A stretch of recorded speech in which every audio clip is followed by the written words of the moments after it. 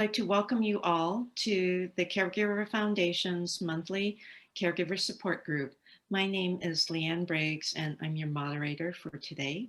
And I'd like you all to ask questions via the chat feature. That's part of the Zoom format. You can also ask questions by raising your hand or just piping in after our guest speaker has completed his formal talk. I'd also like to introduce Gary Powell, the Executive Director of the Caregiver Foundation. And at the end of the presentation, he'll give some information about how you can get in touch with him. And so I'd like to introduce Clarence Liu. He's our guest speaker for today.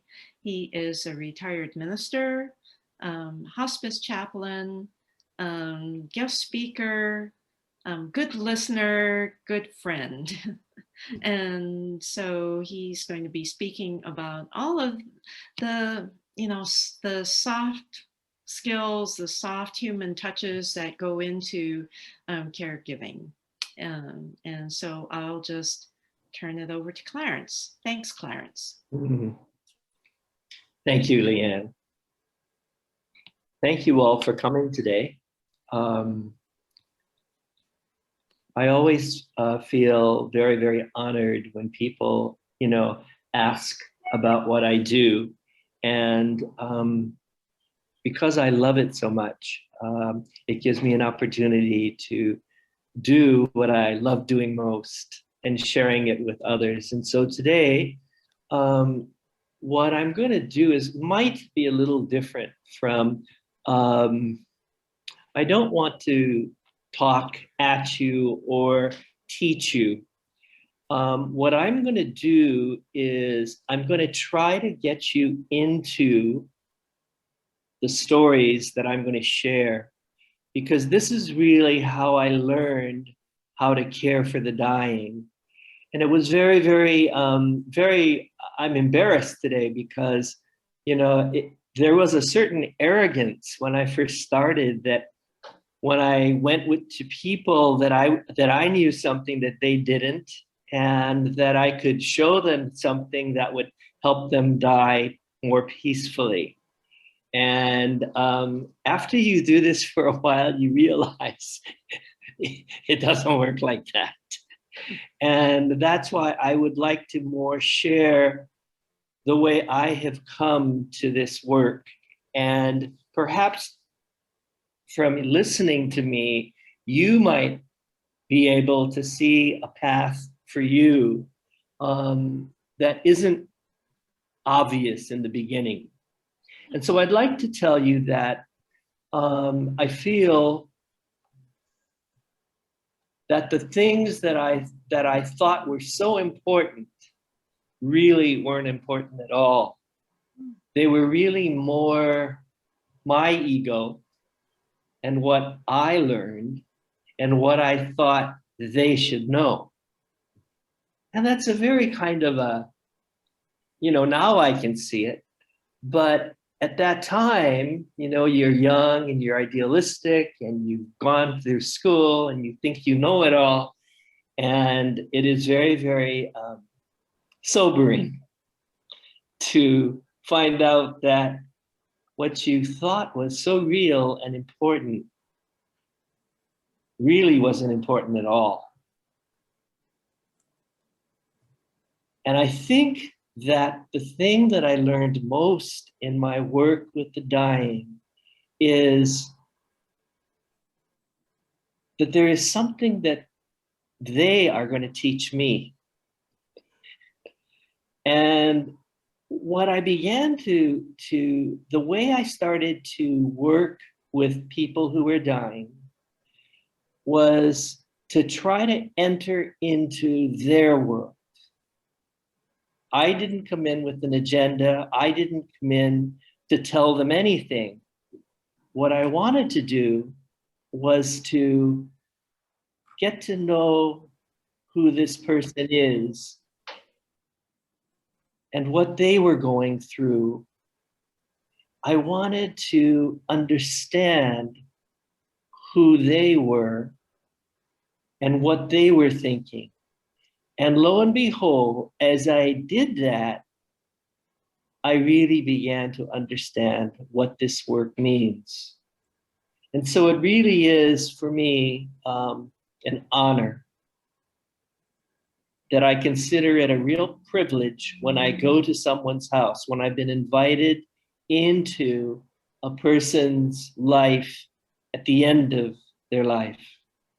And when I can be with them at their rawest, when there's nothing that they have to pretend about, that they are dying now. And they have entered a state and a stage that we all know is coming, but we don't really think it's going to come for me. And those were the lessons that truly, truly taught me a lot about what it means to die. You know, a lot of people tell me now, do you think you're going to be afraid when your turn comes? My response is, I don't know. I'm not sure, because I think I will only know when I'm there, when I'm really there. And so today, what I simply wanted to do is to let you know that I go to the bedside much more to understand. I do not go with any preconceived notions. I don't go with all of my learning and my knowledge and maybe some things that I learned along the way.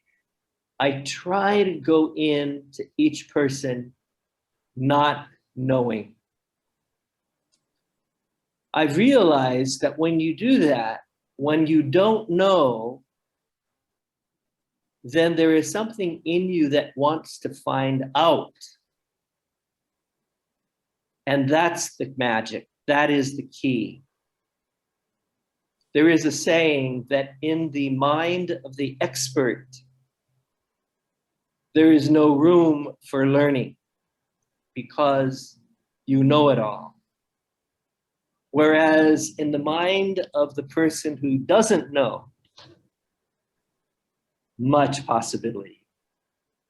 And that is really the power, I believe, of being a caregiver for someone who is dying, that they will lead you into a territory that we don't know. And they are going to show us the way in terms of what they are going through.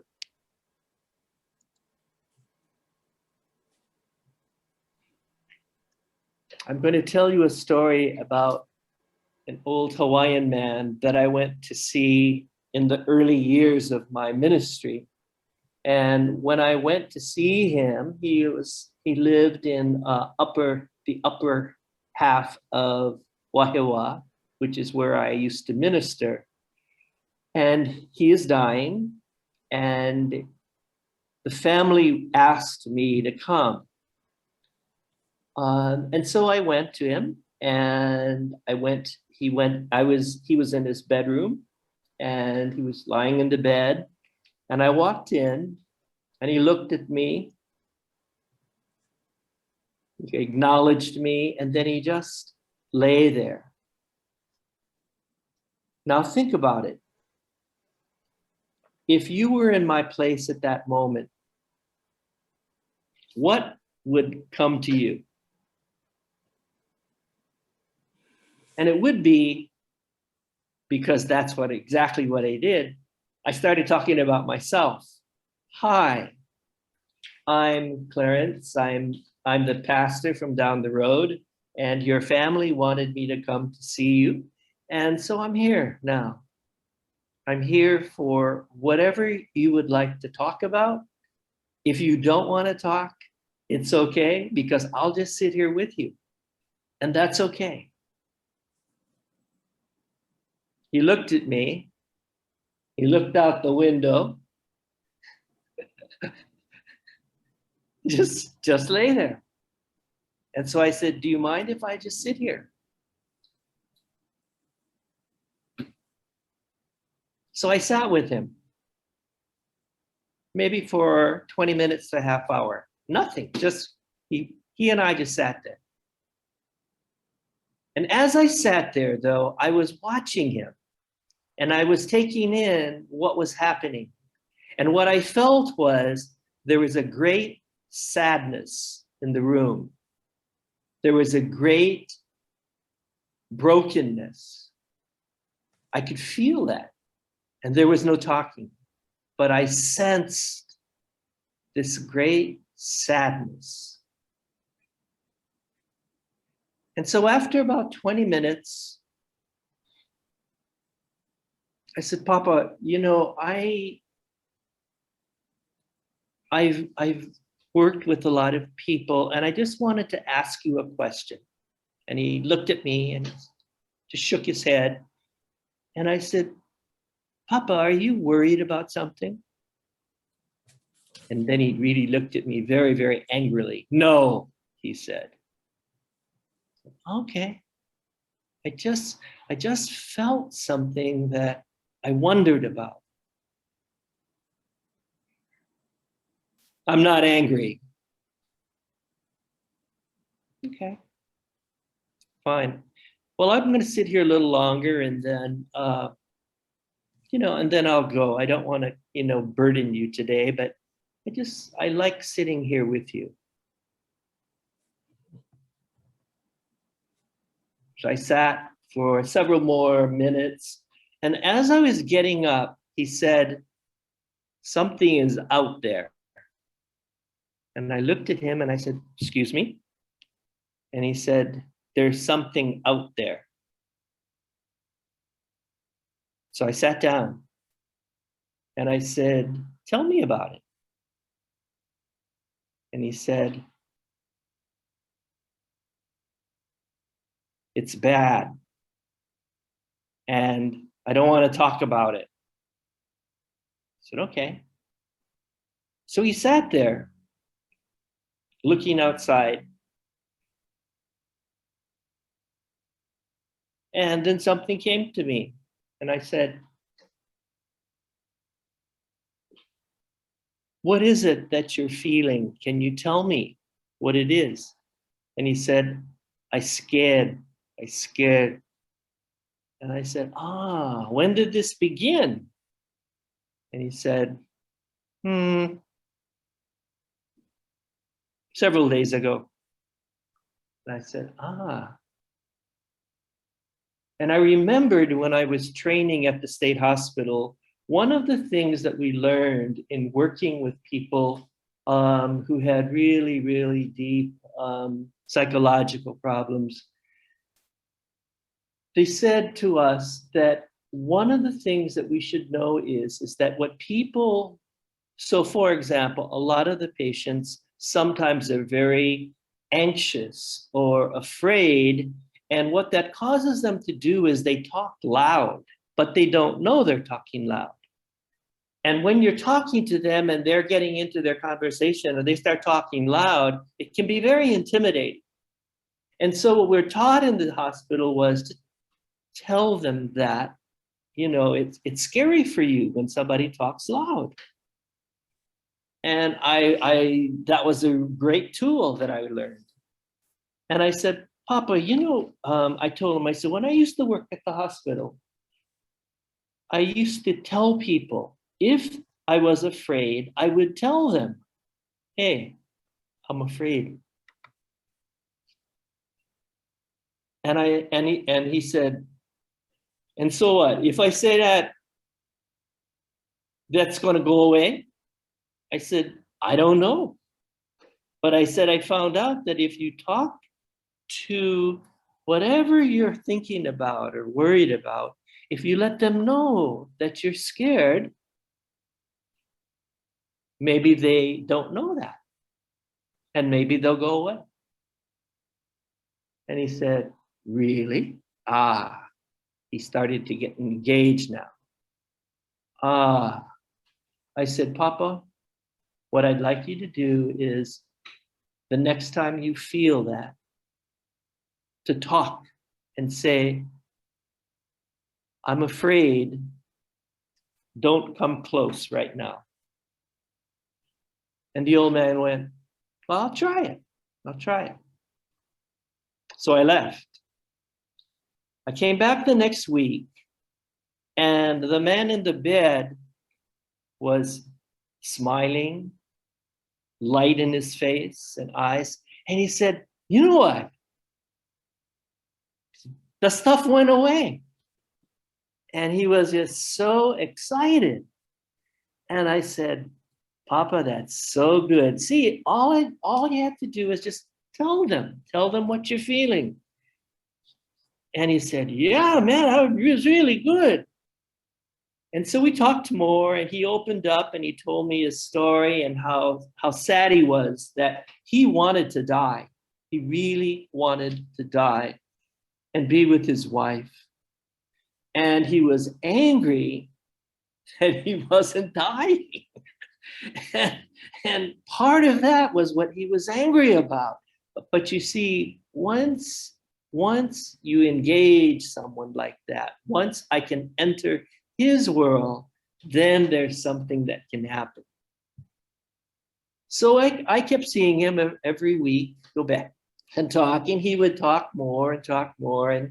And then he said, one day, he said, Chaplain, I know who it is that's at the door. And I said, who is it? It's Mama. Ah, I said, that's beautiful. And what does she say to you? He said, she says she's going to come for me. And it's going to be okay. And she's going to come closer to my bed. And when she comes to my bed, I will go with her. I said, Papa, that's beautiful. I'm so happy for you. I'm so happy that Mama came for you. And I know you're going to, oh, Pop, Chaplain, I'm so happy. I'm so happy. And several weeks later, Mama came and he died.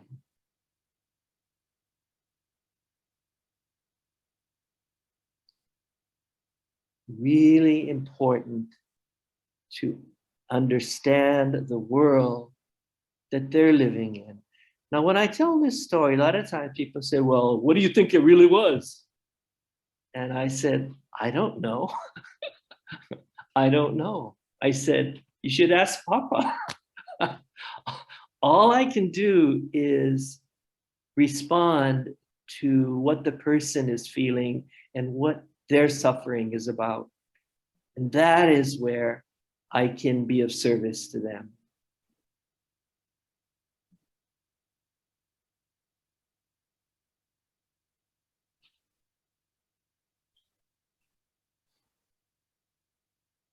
At hospice, I was asked to go to see a woman who was dying of lung cancer. She was from New York and she was in a small apartment in Waikiki. And so I went to the apartment, I knocked on the door, and I thought the description of her was she was a really frail old lady, and so I expected somebody really hoarse, very soft to answer. And she says, "Who is it?" and I almost fell backwards. So I opened the door and I said, I'm Chaplain Clarence and I'm from hospice, and the nurse said that you'd like to see me. And she was sitting at her kitchen table with her robe on, and she was smoking with lung cancer. And I went in and I sat down with her. She just kept looking at me like, sizing me up. I could feel it. And she said, Chaplain, I just learned that my husband has died. And I said, oh my God, I'm sorry. It's the happiest day of my life. And so here I am, not understanding a thing and being just real. I'm really sorry. No, you don't have to be sorry. I'm fine. We had a terrible relationship and we stayed married until the kids grew up, and then we split. And now he's died. And I said, oh, okay. And she just talked a little bit about the marriage, and then she said, here's a question that I want you to answer. And because you're a chaplain, I know you're not going to lie to me. And she said, do you suppose that I'm going to have to see him when I die? Okay, you're in my shoes now. If somebody says that to you and they want you to be honest, am I going to have to see this husband that he and I never got along? She doesn't want to see him. And you're there to comfort her.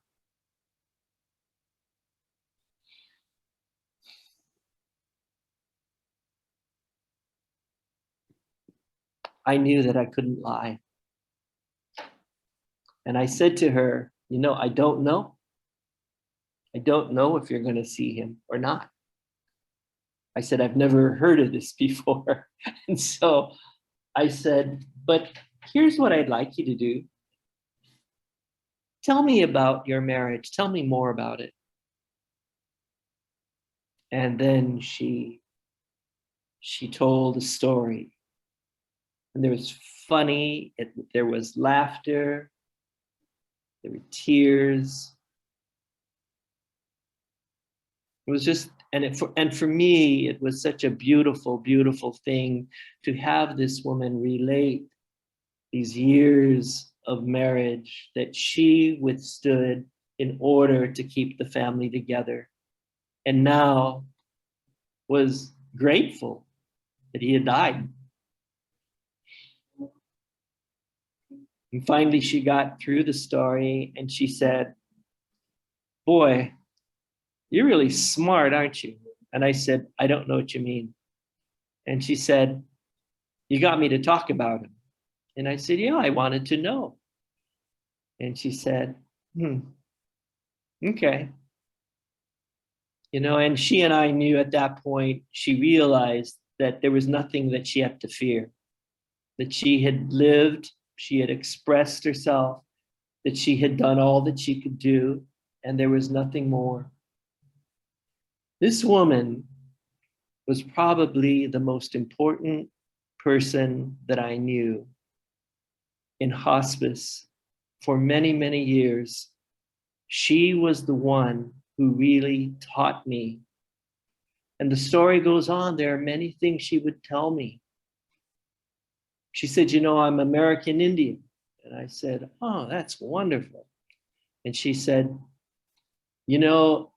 I can step out of this world and into the next, and then come back to this world.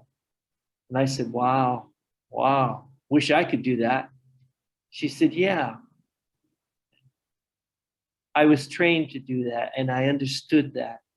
And so she would tell me these stories, marvelous stories, and really, really helped me to understand what a person goes through. She too was a person who was very frail and very weak, but she wouldn't die. And so I would go to see her as many times as I could, and we'd talk, and she would tell me her stories. And finally, she began the dying process. And now at this point, she is really dying. And she calls me one night and she says, Chaplain, I know I'm going. And I'm calling to thank you for, being my friend and for sharing this with me. And I'm so grateful for you. And, I was crying at this point because she was such a beautiful, beautiful soul. And she said, but I'm going to ask you one last favor. And I said, yes. And she said, I keep having this terrible dream that I am on a train. People who are dying often have dreams of travel. Someone will say, I don't have my ticket and the bus is leaving. Or in this woman's dream, she says, I keep having the dream that a conductor is coming down the row and I don't have a ticket. And that was her great fear. She says, here, I want to die. And she knew that if she received the ticket, then she was going to die. But her fear was there was no ticket. And so what should I do now? And I said, don't worry about that. I said, listen, when the time is right, he's going to come down. And I promise you, you'll have a ticket. And she said, great. Then you don't have to worry. No, you don't have to worry. When the time is right, you will have a ticket. And then she said this. She said, I am terribly happy. So now I know I'm going to die soon. And she said to me, she says, as a kid, I loved this certain kind of candy that was wrapped in colored cellophane. And she said, I used to hold it up to the sky and I would look at the world and the beautiful days through the candy cellophane. And she said, what a wonderful world we live in. And it always looks better through candied cellophane. And that was the last words that we shared. And she died that evening.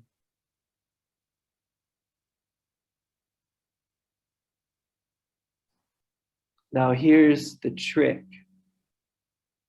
Not the trick, but this is the powerful thing, that her family, who were in the mainland, came to visit and take her ashes back to the mainland. And the daughter of this woman told me a story, and she said, and the day that she described the story, it was really the day that this woman died. She said, my son came downstairs and he looked really, really upset.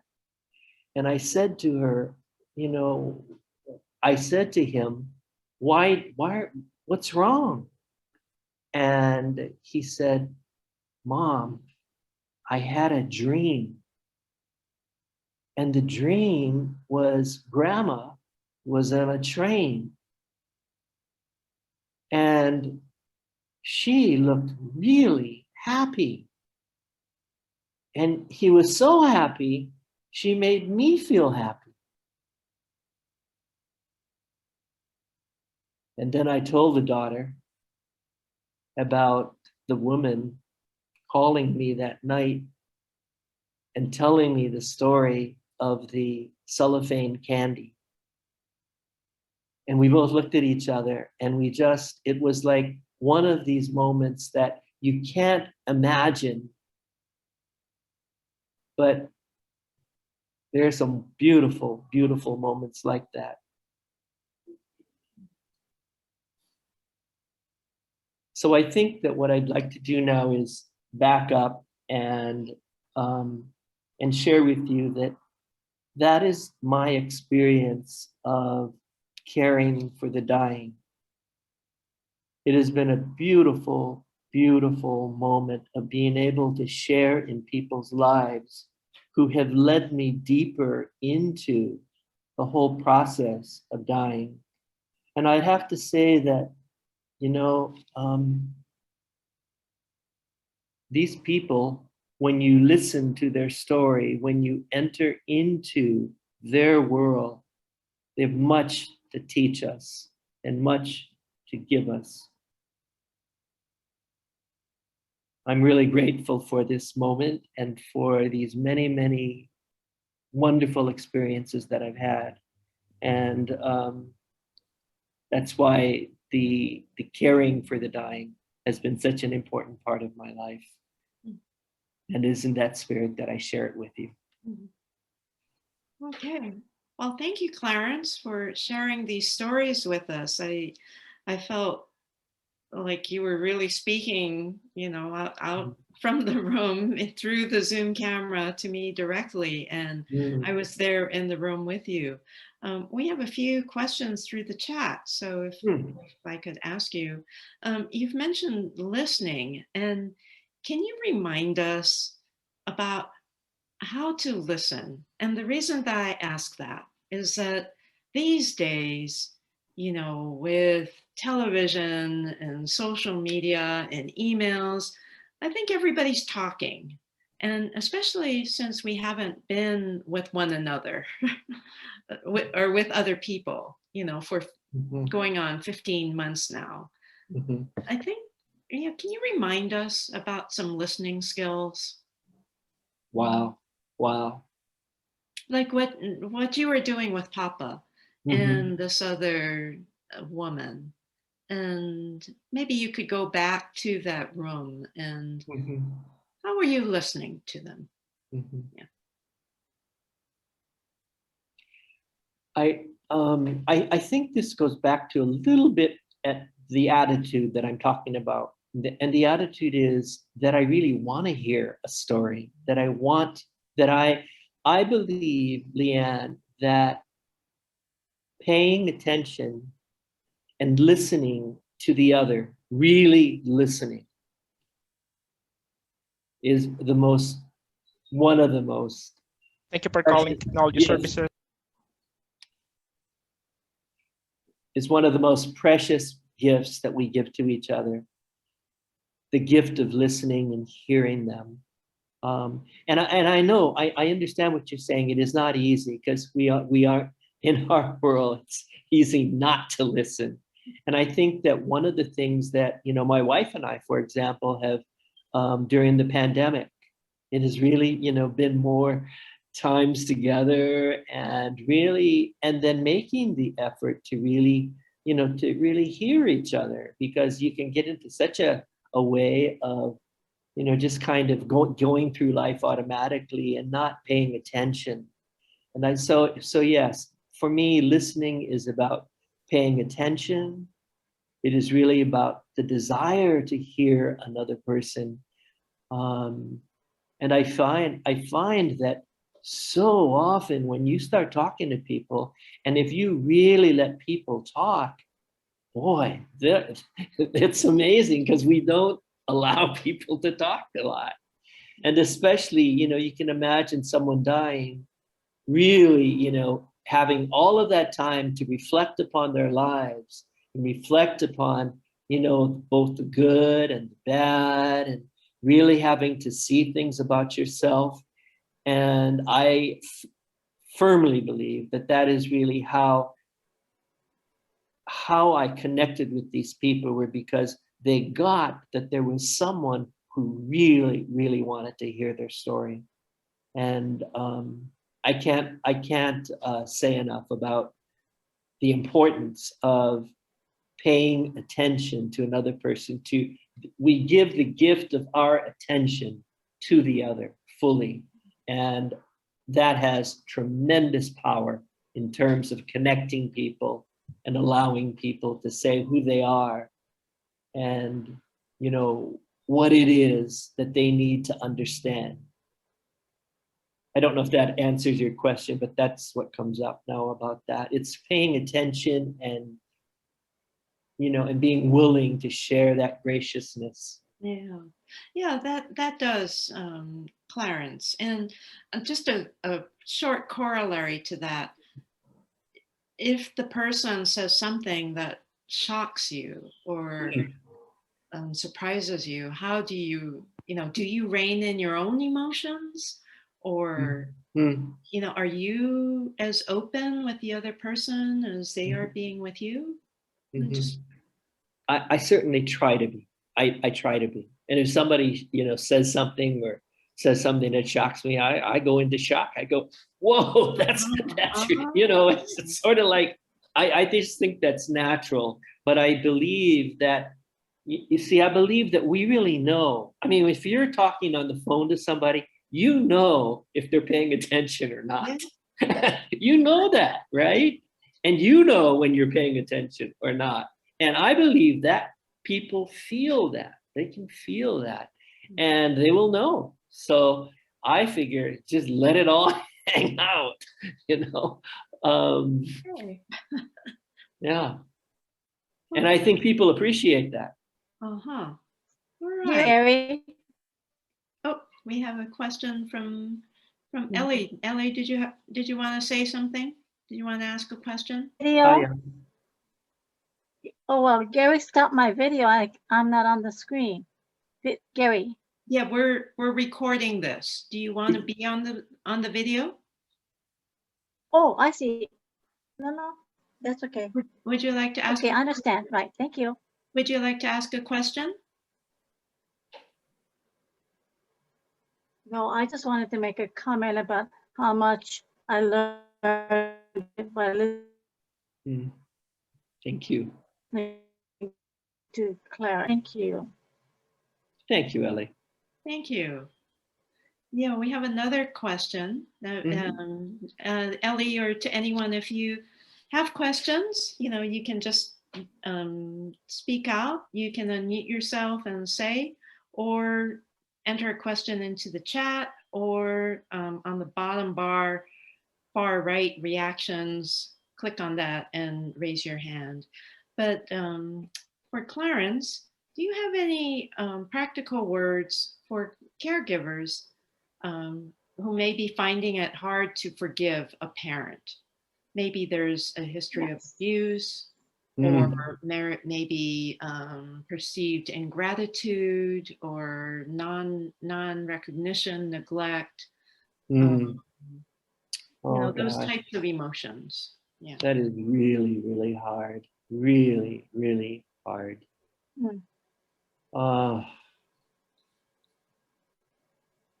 I think, first of all, I would like to just say this. I don't have an answer, but I can tell you some of the things that I have seen and experienced in terms of this. I don't think you can force yourself to forgive. I don't, I believe that, well, and especially if it's, really terribly destructive of the person. And so a lot of times, yes, there are people who try to say, well, can you tell this person that, they need to forgive, and I can't do that. I just feel that however people, I want to acknowledge the wound. I want to acknowledge, the hurts. And I believe that if it's intended, that they will find a way to do that. But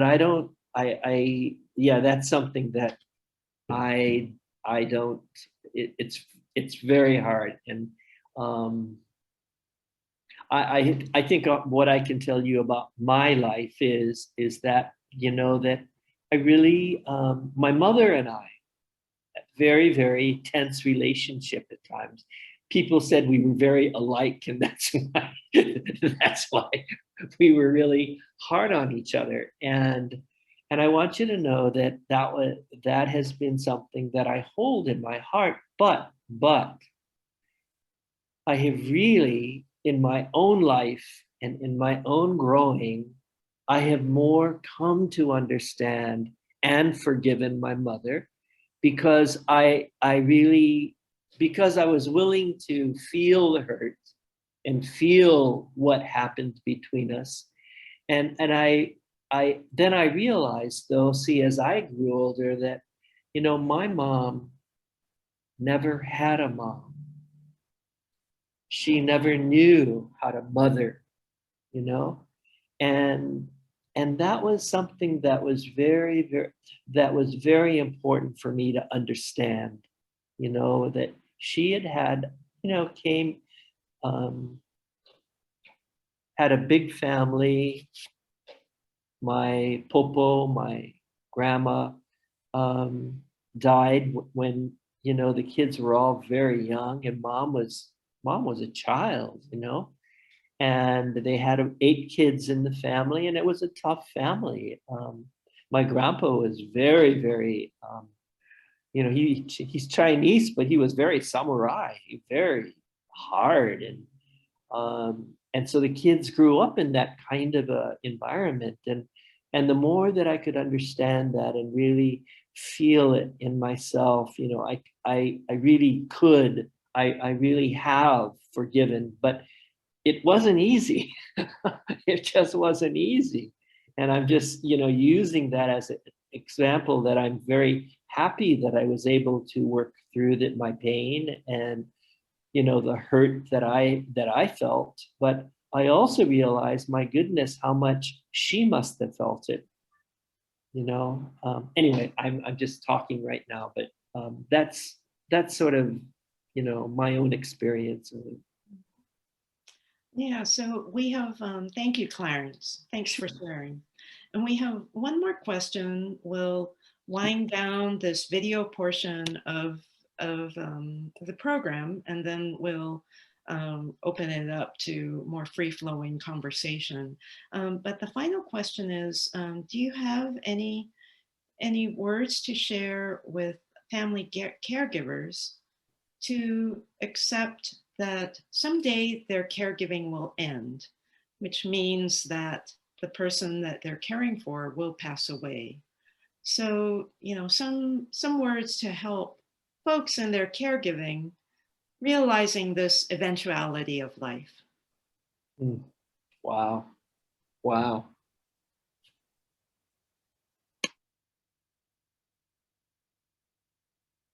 You know, one of the, well, in a lot of my training, in working with the dying, I have studied with Zen Buddhists, and so I have a very profound appreciation of Zen Buddhism, and I really love the fact that, you know, in Buddhism, the whole thing is that everything comes to an end. Nothing lasts. And the importance of living with that, you know, I believe when you live with the fact that nothing lasts, everything goes. We all, the most precious thing that we have, we will not have all of. The most, the most precious experiences that we have, the abilities, we will not have them.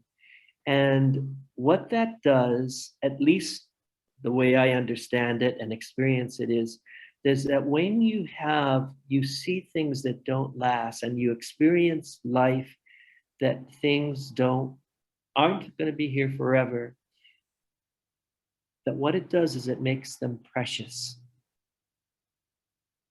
And so if I know that my parents are not going to be here all the time, you know, my grandpa is not going to be here. And therefore, what I need to do is to cherish them, is to love them, is to, you know, find maybe the means to forgiveness through that. But the whole notion of impermanence and the passing of all things, I think is very important in terms of our growth and our learning.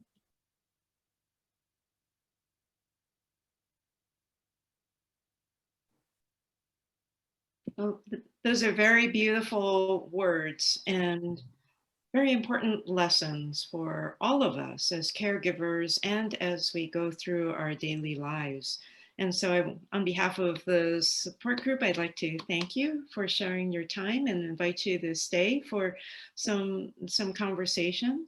At this point, I'd like to turn the mic over to Gary Powell, who's the Executive Director of the Caregiver Foundation.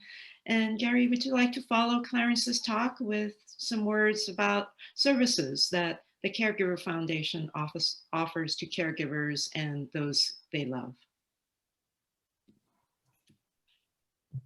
Clarence, thank you so much for all those words of wisdom and sharing your experiences. One of the things that I've found with the years that I've been working with the foundation is people's experiences sometimes are sidelined by the work of caregiving. Mhm. And so sometimes we have to just stop and sit down and listen and just be there with the person that we're caring for. Mhm. And it's easy to say, well, I can't do that because the dishes have to get washed and we need to wash the clothes and the house is a mess and all of these things. And getting to the point where you can say, you know what, let's switch to paper plates. Finding some practical things that might give you some time to be a little more reflective in what you're doing. Here at the foundation, we work with so many different people, both caregivers and individuals who need care. And over the past, I guess the past 5 years, we have said farewell to a pretty large number of people. And I had a classmate of mine from high school tell me, how can you do this work? Everybody around you dies. And I said, yeah, okay. What do you think's going to happen with us? And he said, oh, I don't want to talk about it. Yeah. But what I found is that we're able to be with people, both the caregiver who is going through this and the person who is leaving us. We were able to do some practical things, like taking the burdens of coordinating the care that's needed. Maybe it's coordinating the doctor visits and making sure someone's able to keep the home clean or handle the finances so that it's not a burden to the children who are trying to be there with their loved one in these last moments. We try really hard to look at the practical aspects of care and find out what it is that the foundation can step in and work with to make this time of the journey a little easier for everyone. So we encourage people to call us up, ask questions. We like to say, we don't have the answers, but we know where to look. So if you give us a question and we don't have an answer for you, we'll go come up with one.